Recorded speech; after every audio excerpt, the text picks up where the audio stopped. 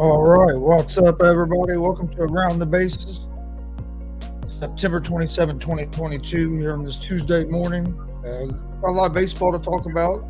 Joined by the stat guy. How you doing this morning? First of all, I want to know what you did with the real Chris because there's no beard going on anymore. I decided yesterday evening it was time for a change. I hadn't trimmed the beard or shaved it for about 2 years. It was time, so I decided for time for a change. So yeah, figured everybody was going to be a little surprised today once they saw that it was gone. My dog didn't recognize me when I came out of the bathroom. That's always good. he was he was growling at me. But how you doing this morning? I know you been having a busy week so far following baseball. So how's your week going? It's been good. I was down in Huntsville, Alabama last weekend watching the Southern League North Division Championship last weekend. Tennessee Smokies won that, and then went to Pensacola Sunday for Game 1. And now I'm actually up in Sevierville, Tennessee for Game 2 if Tennessee wins tonight. Series is over. They are the Southern League champions. Otherwise, there'll be a Game 3 tomorrow.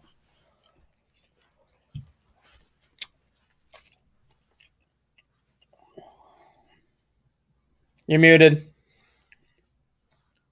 I was checking the sound. My bad. You got any games later this week? If there's no game tomorrow, Nope, it should be done for the rest of this week in terms of baseball games this week. be heading back toward the house. Yep. Oh, okay. Over the weekend, I think it was Friday night. Pujols get his 700th home run.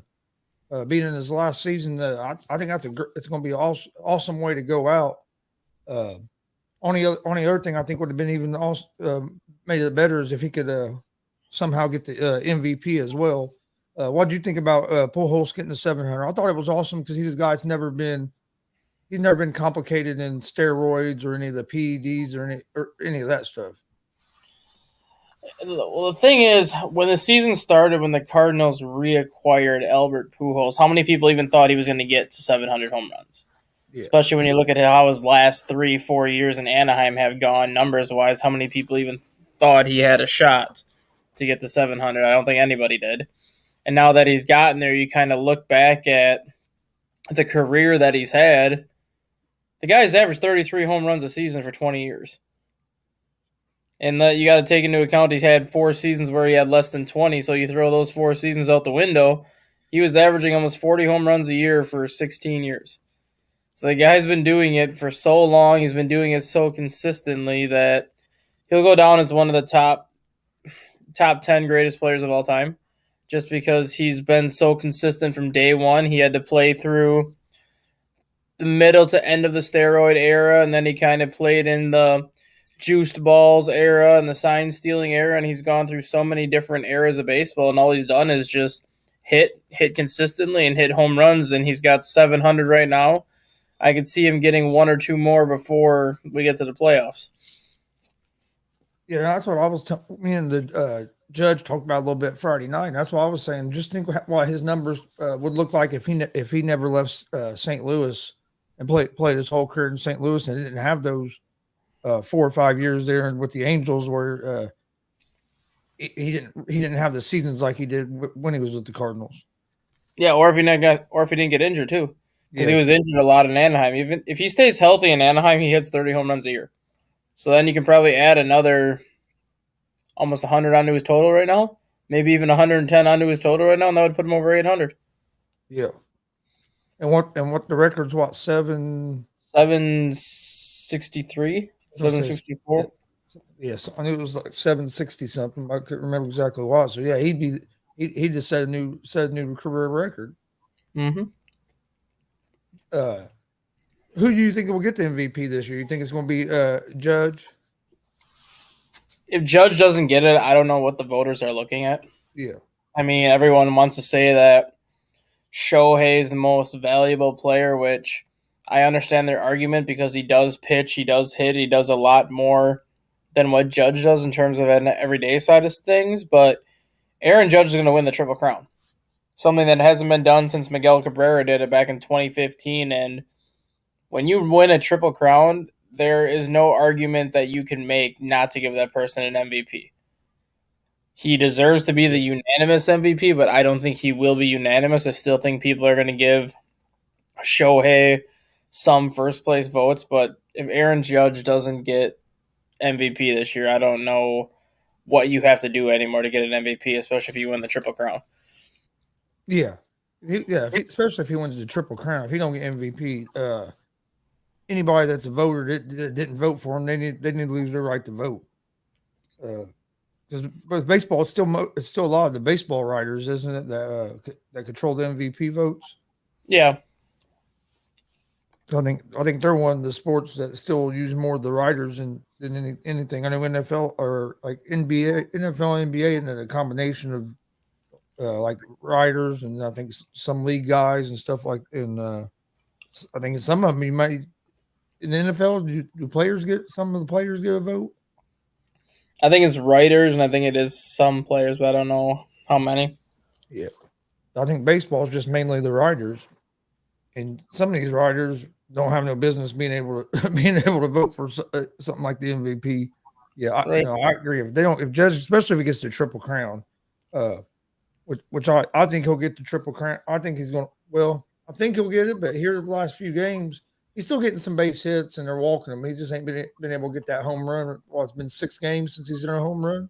Yeah. So you think he'll get 61 today in time errors? I don't think he gets it until this weekend. And the only reason why I say that is you look at the team that he's playing right now. He's playing the Toronto Blue Jays, a team that leads the American League wild card right now, and they're basically playing for that home field advantage in that wild card round. They're going to make somebody else on the Yankees beat them outside of Aaron Judge to make sure they have a good shot to get the top wild card seed, so they play that best of 3 at home versus this weekend when they're in Baltimore. Baltimore's pretty much dead in the water right now unless Seattle Mariners have an epic collapse. I don't think there's a way Baltimore gets in the playoffs. So at that point, if you're going to be eliminated, just throw to Judge, and why does it matter what he does? Yes.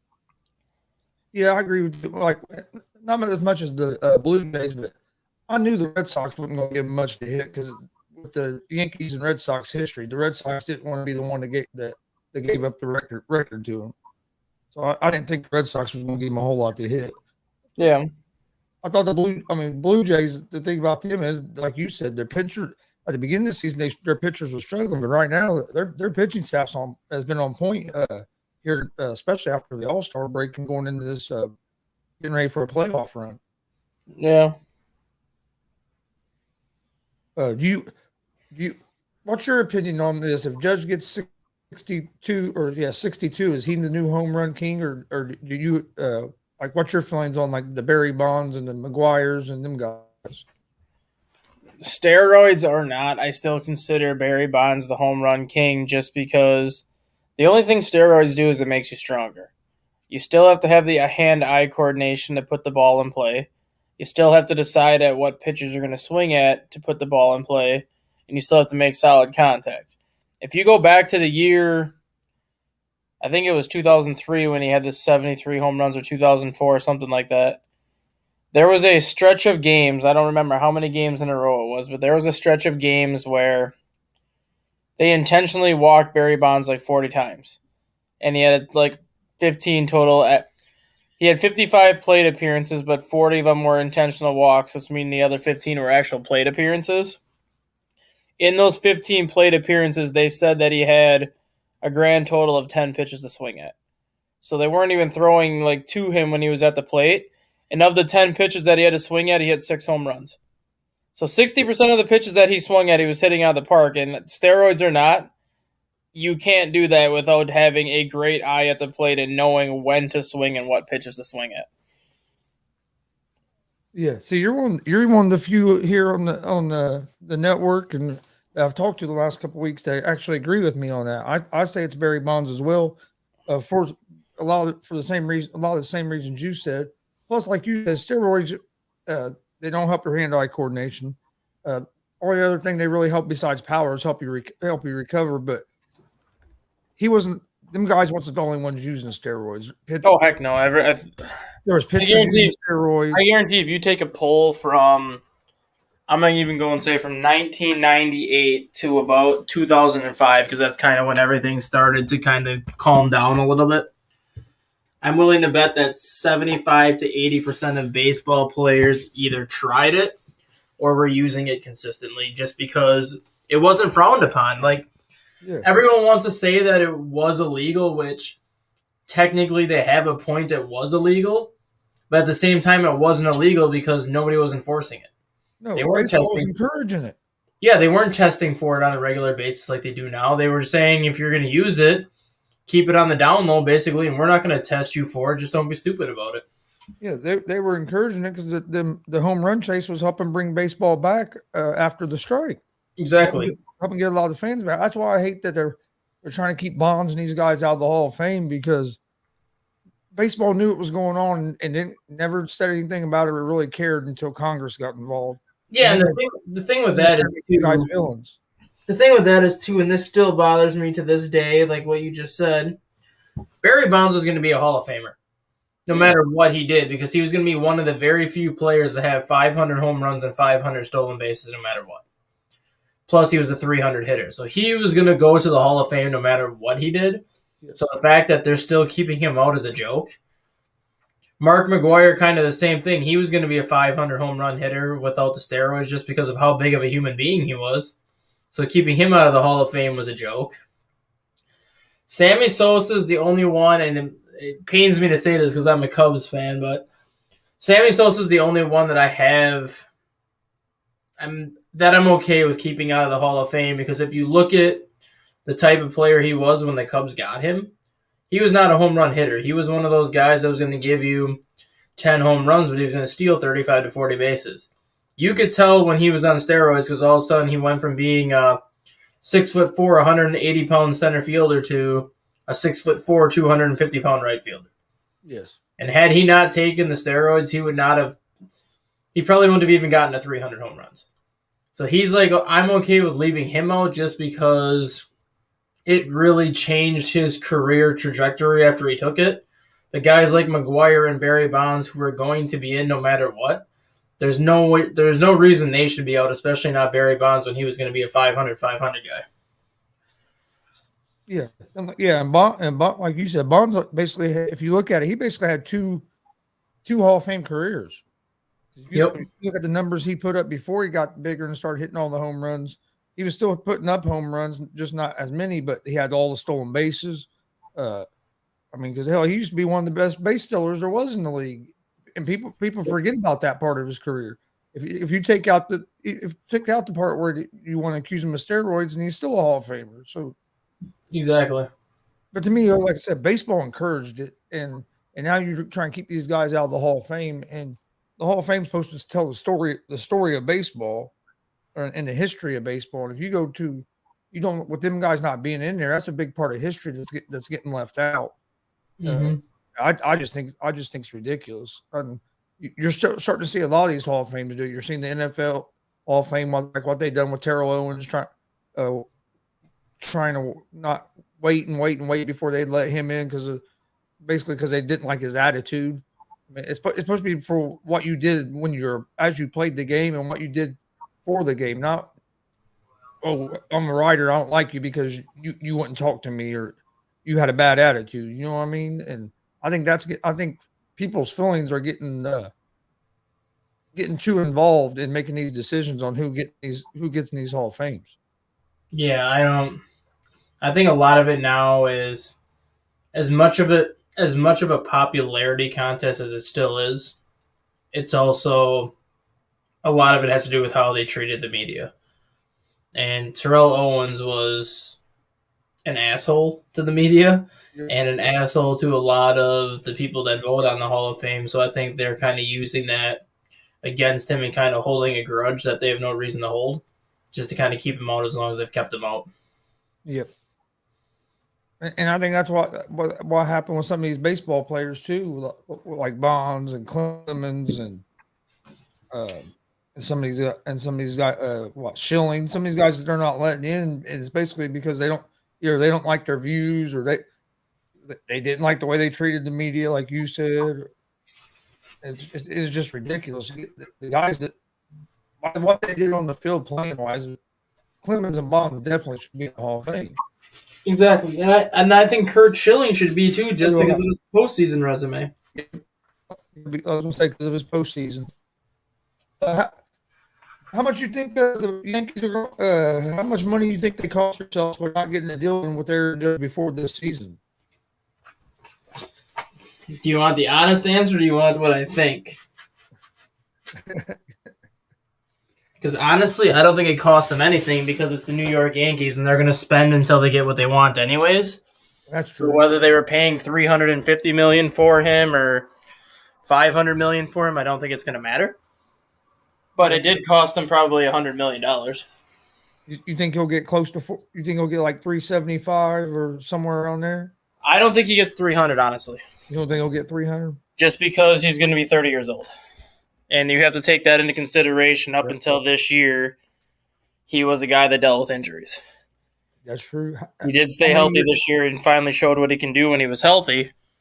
But if you're going to sign a guy to a 7-8 year deal at 30 years old, you got to be very careful with how much money you're going to give him, especially if he starts to get hurt.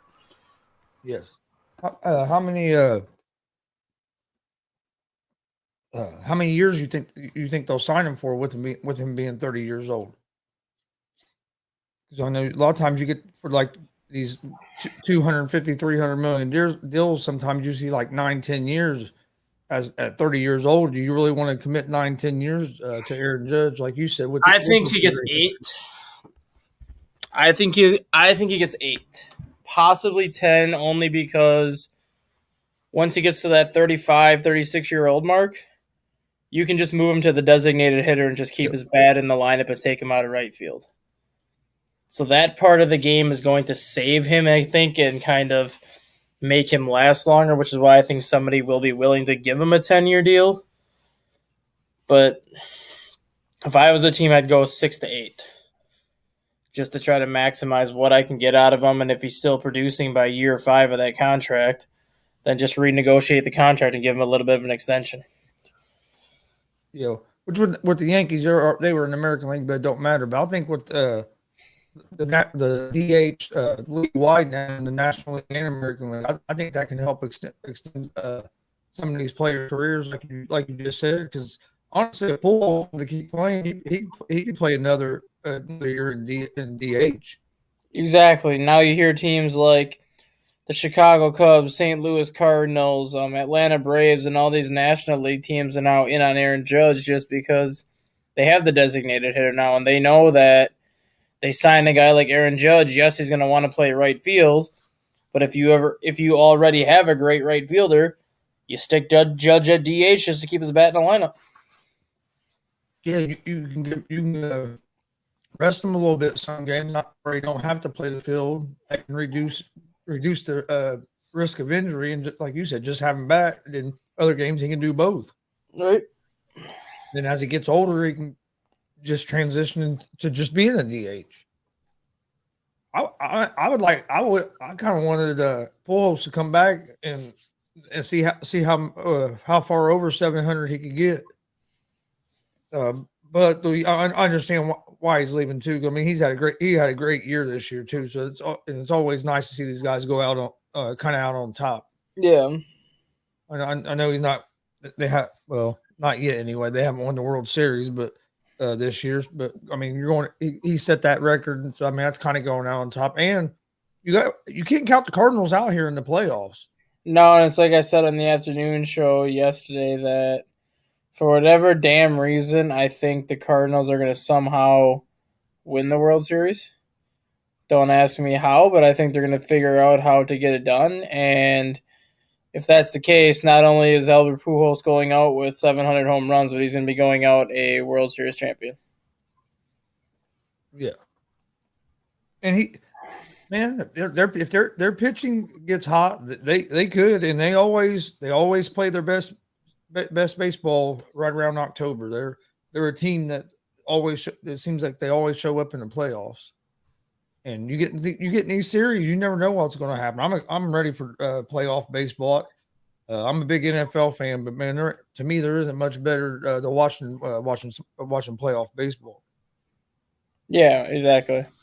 And I was thinking about that last night too, watching some of that Toronto game against the Yankees, and I think it was 2015, 2016, the last time the Blue Jays made the playoffs.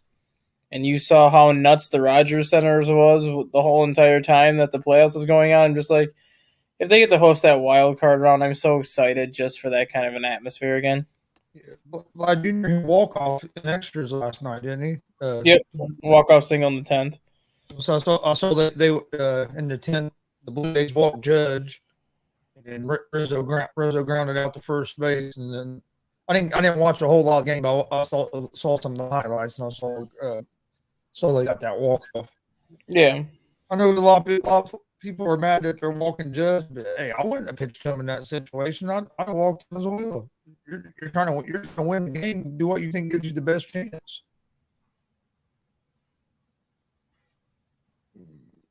What about the Cleveland Guardians clinching the AL Central after the start they got off to? I didn't think they would. I wasn't looking for them to come back and clinch the division. in my opinion, they won that division by default because the Tigers and Royals are terrible. The Minnesota Twins got off to a very hot start and then kind of cooled off basically since the beginning of July and were never able to recover. Disappeared. And then you have a team like the White Sox, who was honestly a lot of people's pick to make the World Series this year and a lot of people's pick to make a deep playoff run, and they never put it together. And then they just got swept at home on a 6-game homestand where the Guardians took the first 3 and the Tigers took the second 3. So at that point, the White Sox pretty much just quit. And the Indians were able to just pretty much get hot at the right time. And with everybody else struggling in the division, they just were able to just rack off win after win. And then I think they faced the White Sox 7 times in September, and they went 6-1 against the White Sox and basically gave them the ground that they needed to get separated. They won 3 or 4 against the White Sox last week, if I remember correctly. Yeah, they won 3 or 4 against them 2 weeks ago, and then they swept them all 3 at Chicago last week. Yeah, to me, the White. Yeah, you think. Excuse me. To me, I think the White Sox are probably one of the most disappointing teams this year. If you go by like the preseason projections and stuff that people had for them, and to have the season they had, you think La Russa's gone? I think he's gone because I don't think they're going to let him come back. He's already been medically not cleared to return this year. Any kind of medical issues at all, I just don't see the White Sox bringing him back. Even if he was healthy to come back next year, I don't see them bringing him back just because of how bad of a start they got off to this year with him. Yep. I mean, don't get me wrong. Lewis has been a great coach. When they hired him, to me, it was a surprise that was the direction that they went in, just because he was older and had some health issues that he has. Yeah. What about Don Mattingly not going to return to the Marlins as manager next season? Where do you think he'll end up at? I think he's going to take time away from managing. I'm honestly surprised it took this long for the two sides to kind of reach that agreement, just because the Marlins have been going nowhere fast since 2003. They did make the playoffs in 2020, but it was the COVID year. But outside of that, they've done next to nothing. I figured Mattingly was going to leave years ago, but they stuck with him. I could see him landing somewhere as a hitting coach or a bench coach somewhere. I just don't think he's going to even bother to try to get another managerial job at this point. I think he's content with maybe taking a couple years off and reassessing it, but I wouldn't be surprised if he ends up in Los Angeles as a bench coach for Dave Roberts or as a hitting coach for the Dodgers, and just kind of, because that's where his managerial career started, was in LA. So, I mean, bringing him back would make a lot of sense. Yeah, maybe do 2 or 3 years as a hitting coach or something, and then who knows, people might start reaching out to you for another managing position. Yep. But there might be some teams that reach out to you now as a manager, but is it going to be teams that you want to go to that's going to be a good fit for you, and where you're going to have a chance to to win, and not, you know, what I mean, not go to another team where you get stuck in a situation with the Marlins where you you're just you don't have a great team and you're not able to compete at that level. So why not go be a hitting coach for a few years, maybe on a contending team, and then wait and see if what you think is the right opportunity for you comes available. Yeah.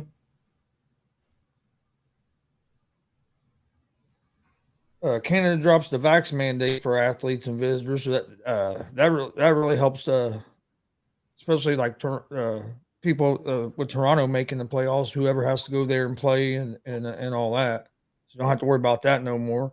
I think we're getting to the point where the vax mandate is starting to disappear completely.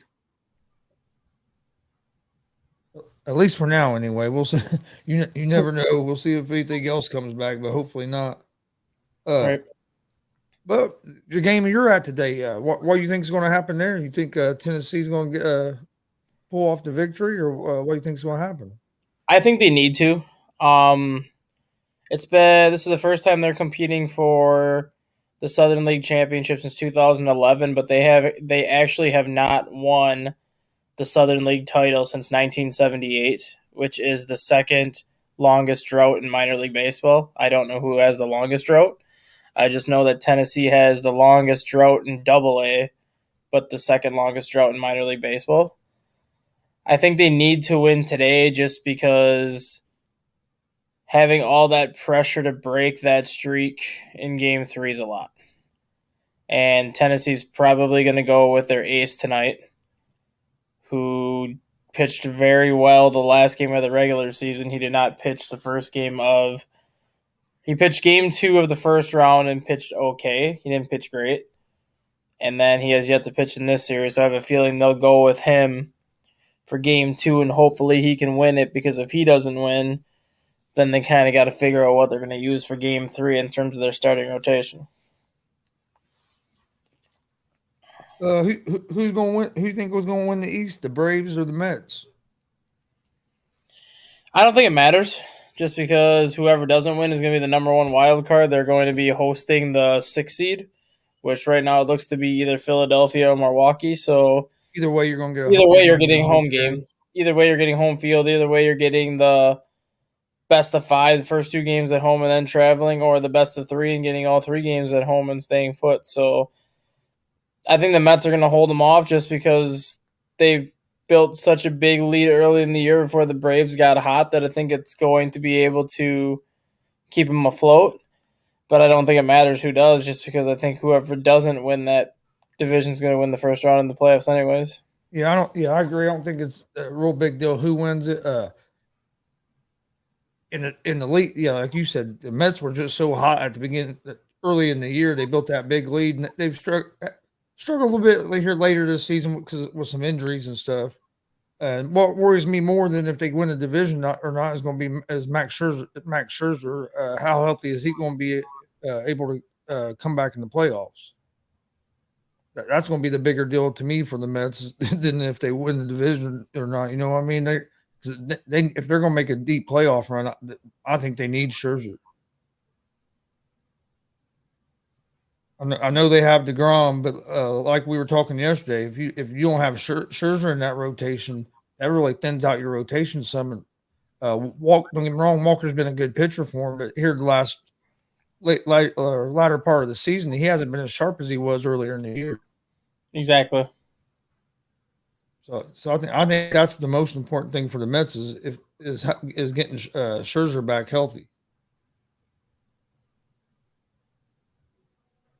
American League, who you think is going to come out of the National League for the World Series here in the playoffs? I think. What was the question again? Who's going to come out of the National League playoffs to the World Series?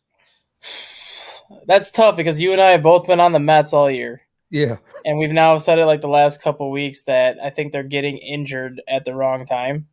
And not necessarily getting injured at the wrong time. They're losing wrong key players. pieces at the wrong time, such as Max Scherzer, who you want going into the playoffs because he has all that playoff experience, along with Jacob deGrom, versus Chris Bassett, Trevor Williams, Taijuan Walker, and the rest of your rotation have a grand total of 1 combined postseason start.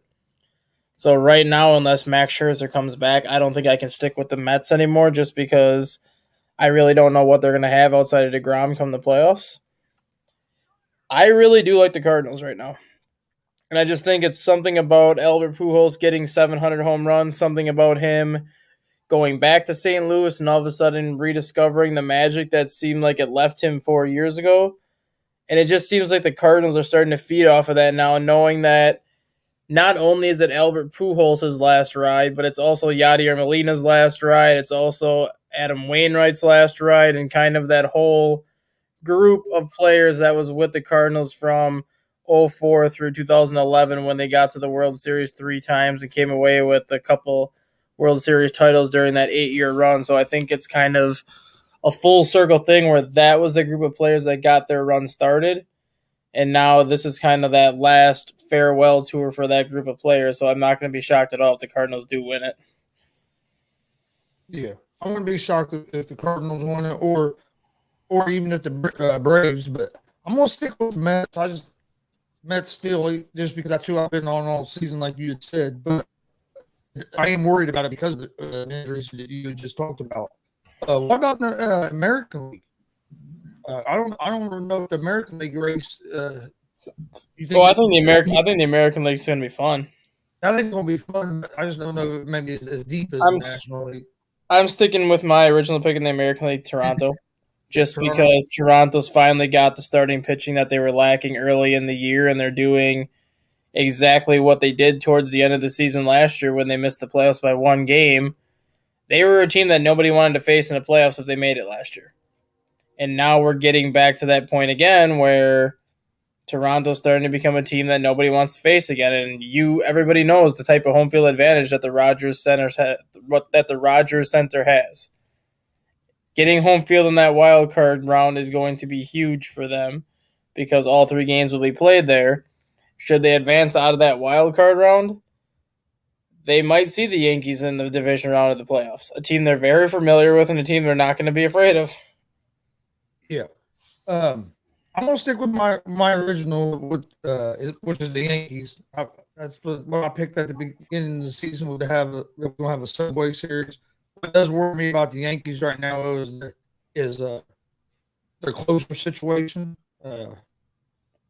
That kind of worries me a lot. But if their bats can get hot, and if their starters pitch well, I think the Yankees still have a shot. I mean, I know the Astros are tough. Like you said, Blue Jays have been real hot, especially second half of the season, and they finally got their pitching finally came around. So, yeah, American League's going to be fun to watch, but I'm going to stick with my original prediction just because. For one, I think they both still have a chance, but for two, I don't like the flip flop at the end of the season. No, that's understandable. The thing that I worry about now is actually something that they brought up on the Yankees broadcast last night.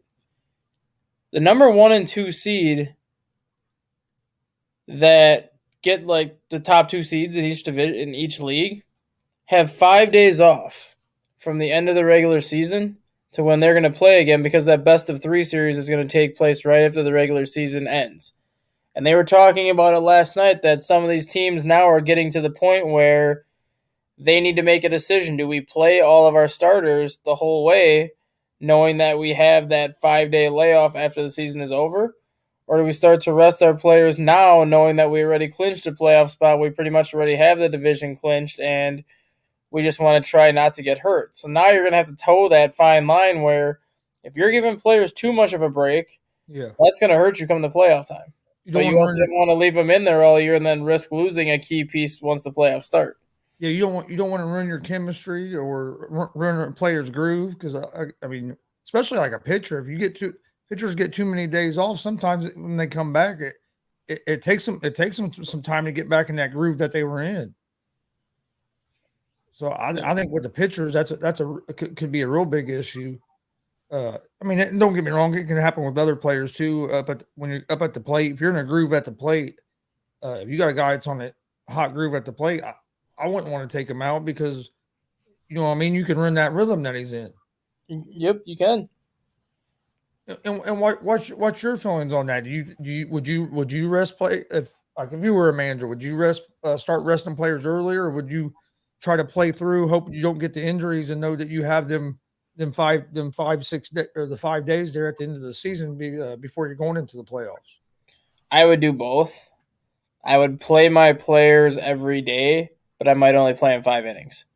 Give them a couple at bats just so they stay fresh, but then take them out before the game is over. That way they're still playing every game, they're still staying fresh, but then they're still getting that rest that they need. Getting some rest, and you're limiting the some of the chance for an injury as well because you're only playing maybe half the game. I mean, don't get me wrong, you can get injured doing anything. Hey, what's up, Frankie? Yeah, I decided it was time for a change last night.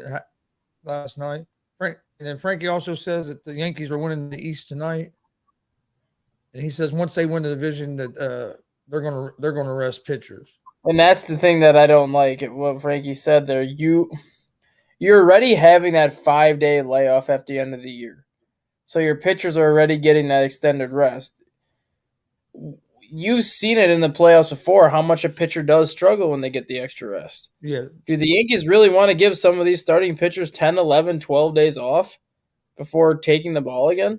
So I want, if I'm going to rest players, it'd be more my position players and stuff like that. Maybe if my pitcher, I might not pitch him as many pitches or as many innings. No, put him on like a pitch count or something, but don't completely just not start him. Not shut him down because, you can get them out of rhythm, and then come playoffs, they can start struggling because they're trying to find that groove again.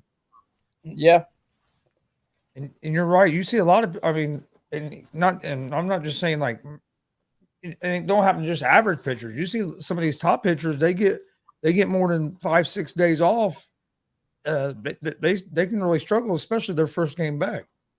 Yeah, and Max Scherzer's a prime example of that too. If you look at Max Scherzer's playoff numbers, when he pitches on normal rest or short rest in the postseason, Max Scherzer has a 3.2 ERA. When he pitches on extended rest, he's at a 4.8.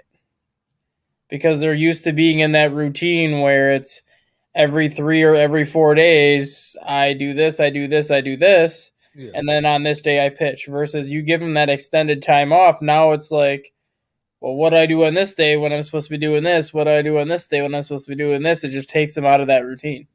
Yeah, and I don't think a lot of people understand that the baseball players, and not just baseball players. I mean, you can say it's all athletes. You're creatures of habit.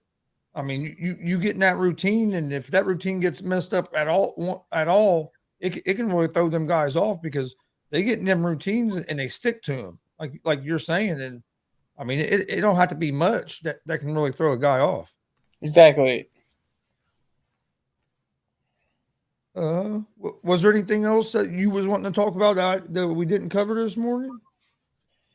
No, I just think right now, I think the American League stays the way it is. I think Toronto gets the 4, Tampa gets the 5, Seattle gets the 6.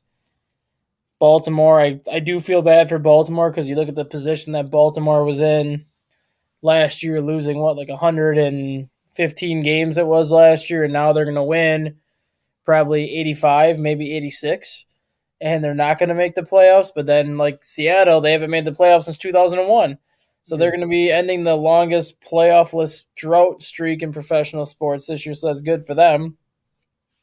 And going to the National League, I think 5 of the 6 spots are solidified right now. Seattle got Rodriguez back. I know he was going. He's not back. He will be back, they said, for the playoffs. He'll probably be back for the final series of the year just so they can get him in like playoff shape, but they're not going to hurry him back because they don't need to. Yeah, I figured they would try to rest him as much as they could once they got where they were going to make the playoffs because of that back. I mean, a back can be tricky, so you want to give them some rest because you have for them to do anything in the playoffs, they need him. Yep, and I think in the National League, I think 5 of the 6 teams are solidified. I think it's the Mets, Braves, Dodgers, Cardinals, and Padres that are for sure going to get in. And then you have the Phillies and the Brewers who are battling for that final spot. I think the Brewers are a game and a half back right now. And the next 3 games, I think, are ultimately going to decide who gets that final spot because you have the Brewers playing the St. Louis Cardinals this week. Right now, I think it's Monday. Yeah, this next 3 days is the Brewers versus the Cardinals, and the Phillies get the Cubs. Obviously, the Phillies have an easier team than the Brewers do, but then again, the Cubs have been playing better baseball than a lot of these teams have been playing in the last month. So the Cubs have a decision to make. They can either play spoiler for the Brewers and pretty much throw a crappy lineup out there and have the Phillies sweep them, or they can make life miserable for the Phillies and make Philadelphia earn these wins while Milwaukee's also got to earn what they got to earn against St. Louis. Yeah, and if you look at their records, the Phillies are 3-7 over their last 10 games. Cubs are 6-4 over their last 10 games. Since I don't even want to talk about my Cincinnati Reds, what they've been doing over the last 10 games. They just got their asses whooped by the Pittsburgh Pirates yesterday. Lovely. Oh man, it gets hard to watch. I watch it every day, but man, it gets hard to watch. I do. I mean, you're getting a chance to see some of the young guys here at the end of the season, but with just some of the injuries the Reds had and trading everybody away, I knew we weren't going to be great this year. But man, we won't. I mean, to only win 60 games, which I guess the Cubs only won 7 more games than we have. But the Cubs are playing a lot better baseball right now than what the Reds are as well. And the Cubs have the Cincinnati Reds the final 6 games of the year too. You guys will probably be up about 13 games on us, 13, 14 games better than us on the record, maybe, because you guys might sweep us. Reds have some young pitchers that show promise. It's just, man, I know you got to get these guys experience, but sometimes I think they get it. They rush these guys out there a little too soon. Yeah, I think the Cubs fell into that trap with that last group of players they had when they got the World Series. They pushed them up so fast to get that championship, and the players never were able to develop properly. And then you kind of see what's happened to their team since. I don't think Chicago makes that mistake again in terms of their prospects. I think they let them develop as long as they need, even if it's longer than people expect. But I think they're gonna just make sure that they're ready. Yeah, I hope the Reds do that because I mean, hell, especially with all the prospects and stuff we picked up this year with the trades that they made, like when they got rid of Castillo and the rest of the guys. So, and we got a lot of prospects. I mean, a lot of talent. It's just developing them, and it just seems like the Reds start developing them, and then when they start doing a little something, we decide it's time to get rid of them. Right. But all right, you have any final thoughts before we get out of here this morning? No, I do not. Just getting ready to enjoy, hopefully. Well, I shouldn't say hopefully because I love baseball, but hopefully the weather holds up in Tennessee tonight. I was going to ask you, how's the weather there? It's supposed to be dry until about 9 o'clock. Okay. But obviously with the hurricane, that could all change, and then you get run into the problem where if tonight gets rained out, then what happens tomorrow? If it still rains tomorrow, how far out do you got to push these games before you have to make that decision to move the site? Yeah. Because obviously, if there's too much rain, you're not going to play on a field that's underwater. No. No, I've already seen where looks like they're moving the NFL, the Sunday night NFL game out of there. Yep, and like Tennessee's Smoky Stadium is literally in the mountains on a hill. So if it rains, all that rain's just going to be sliding right off the mountains, right into that field, and it's not going to be a pleasant sight. No, not going to be able to keep up and drain good enough. Drain good enough at all. But all right, before we do get out of here, don't forget check out the ASAP. Check out ASAP in the morning. It'll be starting here in about 10 minutes on the All Sports All Plays network. They usually have a great show. Check that out. Also today, the ASAP Afternoon Blitz will be starting at 1:30 p.m. Eastern instead of 1. But join us for that. Then you have Easy Money, a sports betting show on the All Sports All Plays network and the GONZO Sports Room network at 3 p.m. Eastern. And then All Sport, the ASAP Network usually has shows all day, so make sure you check that out. Hit that subscribe button on the All Sports All Plays Network YouTube channel as well. Also, hit the subscribe button on the Gonzo Sports Room YouTube channel. I greatly appreciate it. Check us out on social media: Facebook, Twitter, Instagram, all at Gonzo Sports Room. We have shows pretty much going on all day as well too. But I want to thank everybody for joining us today. I want to thank Dustin Reese, the stat guy, for joining me. And me and Dustin will be back in the morning at 9 a.m. Eastern with another episode of Around the Bases and talking some more baseball. Thanks for joining us, Dustin. Hope you have a great time there at the baseball game today. Hopefully the weather holds up, and we'll see everybody tomorrow at 9 a.m. Eastern for another episode of Around the Bases. All sports, all plays. Yeah. All sports, all plays. All sports, all plays. 365, we making up plays. We talking the game, get you through the days. We're high in the court, the dime in the lane. Variety, topics, never the same. All presentation, sports information. In the airways, taking the nation. All sport, all plays, they work in your faces. Grace at the field, so tie the laces. All sports, all plays.